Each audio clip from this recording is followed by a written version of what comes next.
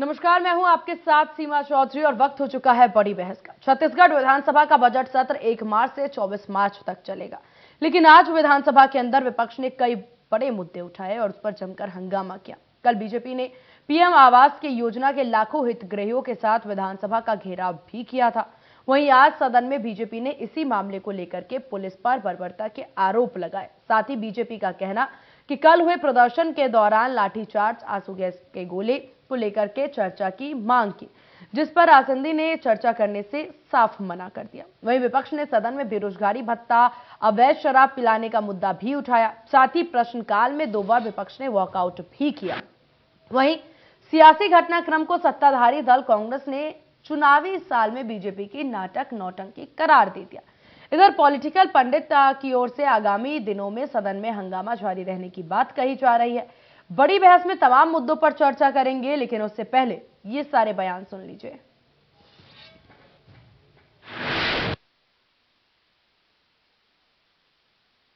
तो बता रहा हूं, बेरोजगारी भत्ता के लिए हम आवेदन लेंगे, यही हमने कहा। हमने क्राइटेरिया सेट किया है। हमने कहा है कि उसमें आप आय का मापदंड रखा है, हमने उसमें उम्र का मापदंड रखा है, हमने उसमें सरकारी नौकरियों का मापदंड रखा है। कोई भी जो उस आय की सीमा से और उससे अंदर में रहेगा, हम सब उनको बेरोजगारी भत्ता देंगे। विपक्ष थोड़ा कंफ्यूज है इस मामले में। कल पूरे प्रदेश भर से लाखों प्रधानमंत्री आवास के हितग्राही यहां उपस्थित थे और उनकी यह आक्रोश रैली थी, नाराजगी थी, गुस्सा था और उस गुस्सा के प्रकटीकरण के लिए आए थे। मगर जैसे बर्बरता दिखाया भूपेश सरकार ने, जनरल डायर की याद आने लगी। जिस प्रकार हथगोले फेंके गए, जिस प्रकार लाठीचार्ज हुआ, वाटर कैनन जिस प्रकार छोड़े गए, ऐसा लगा कि कोई दुश्मन की फौज खड़ी है सामने। जिस निर्दयता पूर्वक पुलिस ने वहां पे लोगों को दमन करने का प्रयास किया, के लिए इन्होंने कहा कि 10 लाख लोगों को बेरोजगारी भत्ता देंगे। आज जब सरकार का आखिरी 6 महीना यानी उल्टी गिनती शुरू हो गई है, 2, 3, 4 महीने में बारिश आ जाएगा, फिर आचार संहिता आ जाएगा। इस अवसर में भी इन लोगों ने जो कैटेगरी तय किया है, उस कैटेगरी के अनुसार 50,000, 60,000 से ज़्यादा लोग उस कैटेगरी में नहीं आते। जो धान बेचने जाते हैं, जो धान सरकार के पास, उन 2 एकड़ से ऊपर के हितग्राहियों का नाम काटा गया, इनकम टैक्स पेई को काटा गया है। 2 साल के लिए देने के लिए इतने सारे मापदंड स्थापित किए गए हैं कि 10 लाख बेरोजगारों के साथ छल किया गया है। लेकिन जिस प्रकार से यहां पर 132 करोड़ रुपए जो छत्तीसगढ़ के लोगों के खून पसीने का कमाई है, क्योंकि कमांड किसी के, उस नियंत्रण किसी का नहीं होगा और नियंत्रण नहीं होने के कारण उस राशि का अपव्यय होने की पूरी संभावना है। पार्टी को 15 साल शायद वो लोग भूल गए। कितने घर में बैठे बैठे प्रकरण दर्ज कांग्रेस के कार्यकर्ताओं पर, जनप्रतिनिधियों पर हुए, किस प्रकार से उस समय किया जाता था। लेकिन जो कल की घटनाएं आप देखेंगे कि भारतीय जनता पार्टी के गुंडानुमा कार्यकर्ता पुलिस के साथ किस प्रकार से हाथापाई कर रहे थे और पुलिस का काम रोकने का है, उन्होंने रोकने का काम किया। अब भारतीय जनता पार्टी चूंकि 4 साल तो जनता के बीच में गए नहीं, अब चुनाव का समय नजदीक है, इसलिए झूठी हमदर्दी लेने का काम जनता के बीच में करना चाहते हैं। लेकिन मैं समझता हूं उसमें वो सफल नहीं हो पाएंगे। सिर्फ नाटक नौटंकी करना उनका काम है और उसी को लगातार कर रहे हैं। कि माननीय मुख्यमंत्री जी ने बेरोजगारी भत्ता की घोषणा की है। छत्तीसगढ़ सरकार बेरोजगार कौन है ये परिभाषा तय नहीं कर पाई है। छत्तीसगढ़ के लोगों के साथ छल करना बंद करें, नौजवानों के साथ न्याय करें, भूतलक्षी प्रभाव से उनको 2,500 रुपया महीना ये सरकार दे।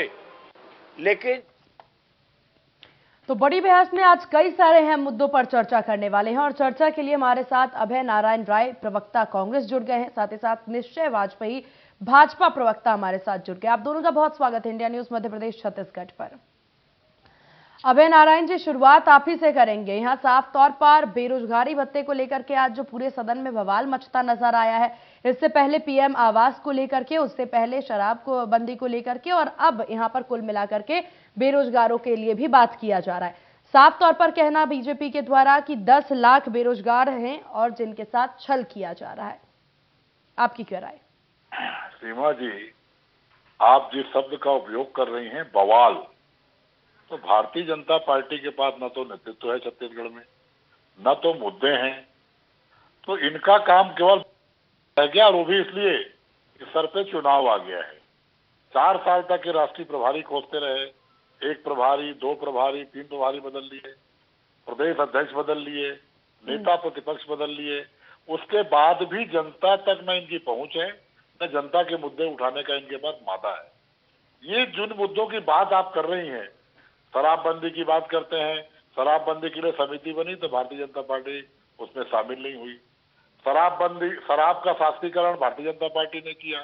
भारतीय जनता पार्टी के प्रदेशों में, देश के जिन हिस्सों में भारतीय जनता पार्टी के मुख्यमंत्री हैं, वहां शराब 500 रुपये लाइसेंस देके घर घर में बार खोला जा रहा है।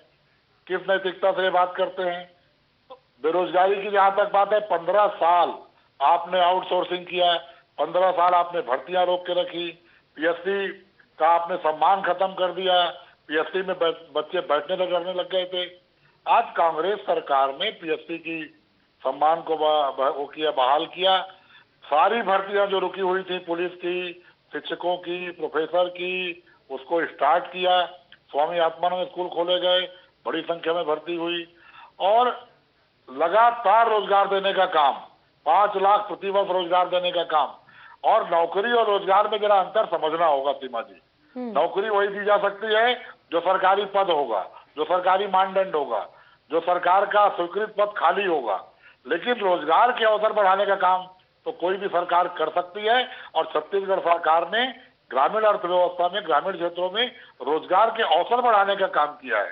विभिन्न ऐसे माध्यमों से आज इंजीनियर और डॉक्टर की नौकरी छोड़कर लोग खेती की तरफ वापस आ रहे हैं, अपने खेत में पहुंच रहे हैं और रोजगार के अवसर, अपनी तो खेती कर रहे हैं, 50-100 लोगों को रोजगार भी दे रहे हैं। स्कूल में, शिक्षा व्यवस्था में हमने ऐसी व्यवस्था कर दी है कि ITI का प्रमाण पत्र उस छात्र को 11वीं और 12वीं की परीक्षा के साथ मिल जाता है। वो जब वहां से निकलेगा तो उसको कहीं ना कहीं रोजगार प्राप्त हो जाएगा। तो भारतीय जनता पार्टी, अभी रमन सिंह जी झूठ बोल रहे थे कि 10 लाख बेरोजगारों को भत्ता देने का वादा किया। रमन सिंह जी, आप कितने बेरोजगार छोड़ गए थे? 20% बेरोजगारी थी 15 साल में, आज 0.06% पे टिकी हुई है। तो आप रमन सिंह जी, आप पूर्व मुख्यमंत्री हैं, 15 साल मुख्यमंत्री रहे हैं, आप तो कम से कम सच बोलिए।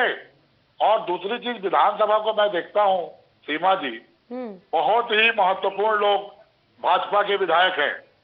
एक पूर्व मुख्यमंत्री हैं, पूर्व विधानसभा उपाध्यक्ष हैं, 5-7 दल के विधायक बृजमोहन जी हैं, अजय चंद्राकर जी अपने आप में बहुत महत्वपूर्ण व्यक्ति हैं। लेकिन ये लोगों के बीच में होड़ लगी रहती है, कौन कितना झूठ बोलेगा, कौन कितना गलत आरोप लगाएगा।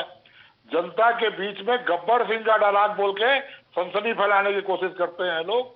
लेकिन वही 71 लोग बैठे हैं जो इस सरकार को चला रहे हैं। मुख्यमंत्री और मंत्रिमंडल बैठा है जो लगातार जनता के बीच काम कर रहा है। विपक्ष 4 साल तक जनता के बीच में नहीं गया, लेकिन मुख्यमंत्री भेंट मुलाकात में जनता के बीच जा रहे हैं। लेकिन यहाँ पर विपक्ष के द्वारा ये भी आरोप लगाया गया है अभय जी कि सत्ता पक्ष के द्वारा विपक्ष का सम्मान ही नहीं किया जाता। अगर सचिवों को चिट्ठी लिखी जाती है, पत्र लिखा जाता है, उसके जवाब भी नहीं दिए जाते हैं। देखिए, ये सरकार, 4 साल की सरकार, विपक्ष के विधायक को भी सरकारी कोई भी उद्घाटन समारोह होता है वहां अतिथि बनाया जाता है। 15 साल में जिस कांग्रेस विधायक के यहाँ उद्घाटन होता था वहां बुलाया नहीं जाता था। विपक्ष के जनपद अध्यक्ष, जिला पंचायत अध्यक्षों का भी हम सम्मान कर रहे हैं। हमको ये सम्मान करना ना सिखाएं। ये वो लोग हैं, अभी मैं सुन रहा था कि कल के घटना में लाठी हो रही थी, ये वो लोग हैं जो भारत के इतिहास में कभी नहीं हुआ। किसी बिलासपुर शहर में, मैं वहां का रहने वाला हूँ, कांग्रेस भवन के अंदर घुस के लाठीचार्ज किया गया था। ये वही भारतीय जनता पार्टी के लोग हैं जिन्होंने सरकारी कर्मचारियों पे डंडे चलवाए। ये वही भारतीय जनता पार्टी के लोग हैं जिन्होंने व्यापारियों पे डंडे चलवाए। तो इनको अपने 15 साल के कारनामे याद करना चाहिए। वो भूल गए होंगे, लेकिन जनता नहीं भूली है। इनको अपनी बेरोजगारी दूर करना है, इनको विधायक सांसद बनना है, इनको मोर आवास मोर अधिकार। ये चाहते हैं कि हमारे ऊपर सरकारी घर आ जाए, हम विधानसभा में प्रवेश करें। ये उस आवास की बात कर रहे हैं, ये उस आवास की चिंता कर रहे हैं जो जनता ने इनसे छीन लिया है। कांग्रेस सरकार 4 साल से योजनाओं को लेकर जनता के बीच जा रही है, काम भी कर रही है, फीडबैक भी ले रही है, संगठन के स्तर पर भी और सत्ता के स्तर पर भी। ठीक है, ये तमाम बातों का जवाब ले लेते हैं। हमारे साथ निश्चय वाजपेयी जी, भाजपा प्रवक्ता लगातार बने हुए हैं। निश्चय जी, देखिए, साफ तौर पर कांग्रेस के द्वारा ये कहना कि भाजपा का काम सिर्फ नाटक नौटंकी करना है, शब्द का इस्तेमाल किया गया है, नाटक नौटंकी करना है, और भाजपा के पास कोई भी मुद्दा नहीं है, एक मुद्दा विहीन पार्टी है। नहीं, अभी तो मुख्यमंत्री जी ने बोला है कि प्रधानमंत्री आवास एक मुद्दा है इनके पास, ऐसा उन्होंने खुद बोला है। मैं आपसे एक बात कहूं कि ये जो कांग्रेस की सरकार, भूपेश बघेल जी की सरकार छत्तीसगढ़ में काम कर रही है, ये वस्तुतः केवल भ्रष्टाचार करने का काम कर रही है और जनता के काम नहीं हो रहे हैं, सबके साथ छल हो रहा है। जहां तक अब जैसे बेरोजगारी भत्ता है, बेरोजगारी भत्ता भाई साहब ने बोला 10 लाख का आंकड़ा कहां से है? अरे भैया, अपना घोषणा पत्र देख लीजिए, उसमें लिखा हुआ है 10 लाख युवाओं को हम 2,500 रुपए प्रति माह के हिसाब से भत्ता देंगे, हम रोजगार के अवसर उपलब्ध कराएंगे। 5 साल तक में हमने कहा है कि रोजगार के अवसर उपलब्ध कराएंगे। अब बेरोजगारी भत्ता सुनिए ना, मैं आपकी बात को सुन रहा था, मेरी बात सुन लीजिए, आप अपना बोलिएगा। 10 लाख युवाओं का आंकड़ा घोषणा पत्र में दिया था। पिछले अभी 1 महीना पहले जब विधानसभा में पूछा गया कि आज की तारीख में कितने बेरोजगार है, तो भूपेश सरकार ने जवाब दिया कि 18,79,126 18,79,126 बेरोजगार पंजीकृत हैं। ये आंकड़े क्या बताते हैं? सीएमआई करके एक संस्था है, ये संस्था कौन सी है? ये सवाल पूछा गया, बोले वो निजी संस्था है, हमारा उससे कोई लेना देना नहीं है, लेकिन पूरे समय उसी का आंकड़ा बताते थे। और ये इतना मजेदार आंकड़ा देती है सीएमआई छत्तीसगढ़ में बेरोजगारी का कि 0.1%, अभी भाई साहब 0.6 बोल रहे थे, ये भी सीएमआई का आंकड़ा बोल रहे हैं, 0.6%, 0.1%, 6 गुने का अंतर। फिर अगले महीने 3.4%, 34 गुना बढ़ जाता है, उसके बाद 0.5%, 7 गुना कम हो जाता है। हर महीने ये दर वो बता रहे हैं। ऐसे आंकड़ों को लेकर के ये बयानबाजी करते हैं पूरी तरीके से। चूंकि इन्होंने काम नहीं किया, ये केवल झूठ बोलते हैं, ये सच्चाई है, और आंकड़े इनकी सच्चाई खोल रहे हैं जो इन्होंने विधानसभा में दिए। ये बोल रहे हैं प्रधानमंत्री आवास की जो कल इतना ऐसी दुर्भाग्यजनक कार्यवाही पुलिस ने की है, आंसू गैस तो हमेशा छोड़े जाते हैं, चलिए भीड़ हो गई तो लाखों की संख्या में वहां प्रधानमंत्री आवास जिनसे छिने हैं वो लोग थे, भाजपा के कार्यकर्ता थे। आंसू गैस के नाम पे बम फेंका गया है जिसमें से आग निकली है, लोग जल गए हैं। ये इस तरीके से पहली बार पुलिस की कार्रवाई हुई है, और निश्चित तौर पे वो अधिकारी कर्मचारी, उनको भी जो है ना ये बात ध्यान रखनी चाहिए कि सरकारें आती जाती हैं, जिस तरीके से बम फेंका गया है उनकी मंशा ये थी कि भगदड़ मच जाए, लोग मर जाएं। इस तरीके का जो व्यवहार कल किया गया है, वो मूल बात ये थी कि 16 लाख मकान गरीबों से छीनने का काम इस भूपेश सरकार ने किया है, और वो लोग अपने आक्रोश को लेकर के वहां पे कि हमें हमारा अधिकार है, हमारा मकान। प्रधानमंत्री नरेंद्र मोदी जी ने सारे कच्चे मकान वालों के लिए यहाँ पे योजना भेजी, हमको हमारा मकान दीजिए। अब मैं आपको आंकड़े बता देता हूं, हमारे यहाँ 2011 की जो सूची थी उसमें 18 लाख लोग पात्र थे जिन्हें प्रधानमंत्री आवास का लाभ मिल सकता था ग्रामीण क्षेत्र में। मैं केवल ग्रामीण क्षेत्र की बात कह रहा हूँ, 18 लाख लोग थे। उसके बाद चूंकि ये योजना 2015 में आई, 2016-17 से शुरू होनी थी, तो 2016 में एक और सर्वे कराया गया कि 2011 से 2016 के बीच में जो नए पात्र बने लोग हैं उनकी संख्या कितनी, तो उनकी संख्या आई 8 लाख परिवार। इस तरीके से कुल 26 से 27 लाख के बीच का एक आंकड़ा हुआ जो पात्र लोग थे। इसमें से भारतीय जनता पार्टी ने 3 साल में 7,87,000 से अधिक मकानों को स्वीकृत कराने का काम किया। 7,53,000 मकान पूर्ण हो गए भाजपा के शासनकाल में। और ये भूपेश बघेल जी की जब से सरकार आई तो इनका कहना ये हुआ कि ये गरीबों के मकान बनेंगे, कच्चे मकान वालों के मकान बनेंगे, और प्रधानमंत्री आवास योजना है इसको हम बनने नहीं देंगे। इन्होंने इस पूरे समय में केंद्र सरकार ने इनको 3,08,000 की पहले स्वीकृति दी और उसके बाद 11,67,000 मकानों का आवंटन किया, मगर इनने 1 रुपए राज्यांश का नहीं दिया, जिस करके वो सारे मकान बन नहीं पाए। और हमारे यहाँ 16 लाख लोगों को इस चीज से वंचित करने का काम भूपेश बघेल जी की सरकार ने किया। ये एक ऐसी सरकार है जिसका पूरा ध्यान केवल कोयला घोटाले में, उससे पैसा वसूली में, शराब माफिया से अवैध बिक्री करा करके वसूली। भाई साहब बात कर रहे थे अवैध शराब की, अरे भैया आपके विधायक आज बोल रहे थे विधानसभा में। निश्चय जी, लेकिन इस बजट घोषणा में भी तो सीएम के द्वारा ये बात कही गई कि 2500 रुपए जो है वो प्रति माह दिया जाएगा बेरोजगारी भत्ते के तौर पे। इस बजट सत्र में घोषणा की गई। वो आखिरी के इनके पास 6 महीने बचे हैं, जिसमें 3 महीने की वजह, अभी तो बजट ये मार्च के बाद आएगा, फिर योजना बनेगी, वो छांटेंगे किसको देना है अभी तक इन्होंने तय नहीं किया है। कौन लोग पात्र हैं ये इनको, ये तो बोल रहे हैं 10 लाख के आंकड़े को ही झुठला दिया इन्होंने। जो 18,89,126 बेरोजगार हैं, जो कि सरकार ने छत्तीसगढ़ के विधानसभा सदन में जो आंकड़े रखे उनको भी ये झुठला रहे हैं। ये तो बोल रहे हैं अभी तो हम पहले देखेंगे कौन पात्र है, उसके लिए कंडीशन बना रहे हैं। ये केवल दिखावा है। इनका जो वादा था जब से सरकार बनी, पहले महीने से पैसा बेरोजगारी भत्ते का देने का इनका वादा था, उस हिसाब से एक व्यक्ति को 1.5 लाख रुपए मिलता है। 10 लाख लोगों का ही 15,000 करोड़ हो जाता है। इन्होंने कोई उसमें किया नहीं है प्रावधान।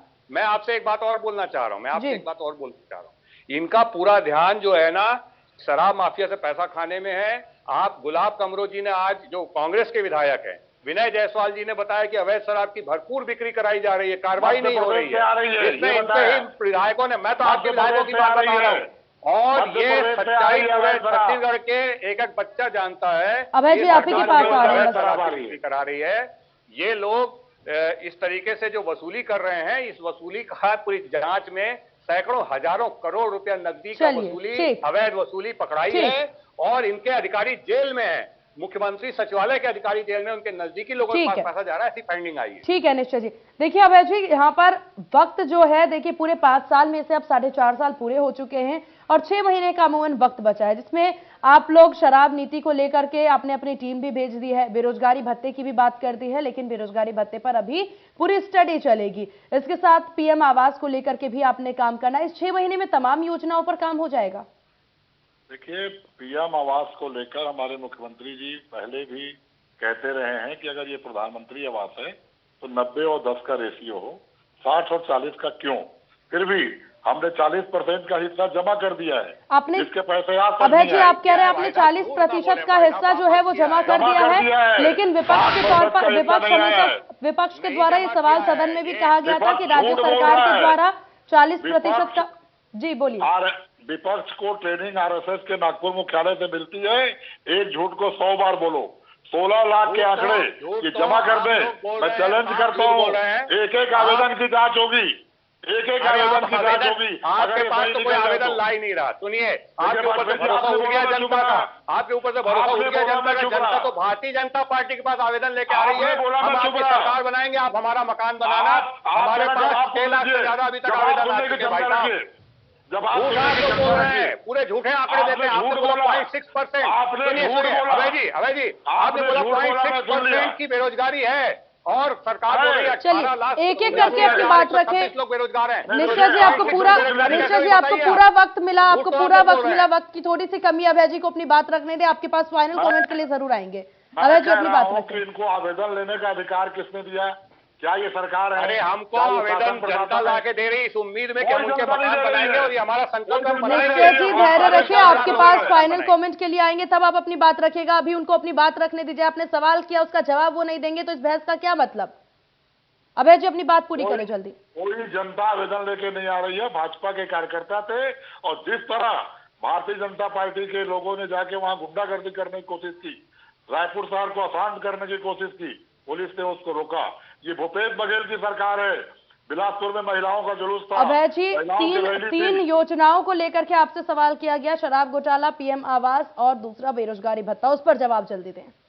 देखिए, शराबबंदी में एक जो टीम बनी है वो गुजरात और बिहार का दौरा कर चुकी है, मिजोरम का दौरा करेगी, वो रिपोर्ट पेश करेगी। शराबबंदी की तरफ सरकार कदम बढ़ाएगी, लेकिन हम जीएसटी और नोटबंदी की तरह शराबबंदी नहीं करेंगे। उसके दुष्परिणाम पे भी चर्चा करेंगे। और उसके बाद जहां तक पीएम आवास की बात है, 16 लाख के आंकड़े, रमन सिंह जैसा व्यक्ति जो 15 साल मुख्यमंत्री रहे, ठीक जल्दी से जवाब ले लेते हैं, जल्दी से जवाब ले लेते हैं। वक्त की थोड़ी सी कमी है अभय जी, वक्त की थोड़ी सी कमी है। फाइनल कमेंट निश्चय जी जल्दी अपनी बात रखें। ये बोल रहे हैं शराबबंदी के लिए अभी भी कमेटी इनकी घूम रही है। इनकी सरकार 5 वर्षों के लिए ही चुनी गई थी। इन्होंने शराबबंदी का वादा किया था गंगा जल हाथ में लेकर के, और इनकी अभी जो आखिरी के 6 महीने बचे हैं, इसमें भी एक आपने वादा नहीं किया था। ये केवल जो है कमेटी घूम रही है, इनको अवैध शराब बेचनी है, अवैध शराब से पैसा वसूली करनी है, और इनको गंगा जो जल है की गरीबों राजनीति के मत करिए। आवाज छीनने हैं, इनको बिल्कुल केवल गंगा जल भ्रष्टाचार कोई करना कदम है, नहीं उठाएगा। कोल माफिया, शराब माफिया से गंगा इनको जल और राम भ्रष्टाचार का करना है। नाम जनता लेकर के कब तक काम नहीं बचेंगे कर आप रहे। लोग? चलिए ठीक, प्रधानमंत्री आवास के हितग्राहियों के ऊपर बम फेंके इन लोगों ने। प्रधानमंत्री चलिए आवास ठीक में ठीक, आप दोनों का बहुत शुक्रिया इन लोगों चर्चा ने। में शामिल होने के लिए और अपना कीमती वक्त इंडिया न्यूज मध्य प्रदेश छत्तीसगढ़ को देने के लिए आप दोनों का बहुत शुक्रिया। तो कुल मिलाकर के देखिए, आरोप प्रत्यारोप का सिलसिला लगातार जारी है और इस सबको मिलाकर के देखा जाए कई सारे अहम मुद्दे हैं जो कि छत्तीसगढ़ में विपक्षियों के द्वारा उठाए जा रहे हैं, फिर चाहे मुद्दा शराबबंदी का हो या फिर पीएम आवास का या बेरोजगारी भत्ते को लेकर के। इन तमाम मुद्दों को लेकर के विपक्ष लगातार संसद में घेरती सरकार को नजर आ रही है। अब देखने वाली बात होगी इस पूरे समय काल में सरकार के द्वारा इन तमाम मुद्दों पर किस प्रकार से कार्य किया जाएगा। फिलहाल बड़ी बहस में बस इतना ही। बने रहिए इंडिया न्यूज मध्य प्रदेश छत्तीसगढ़ के साथ। नमस्कार।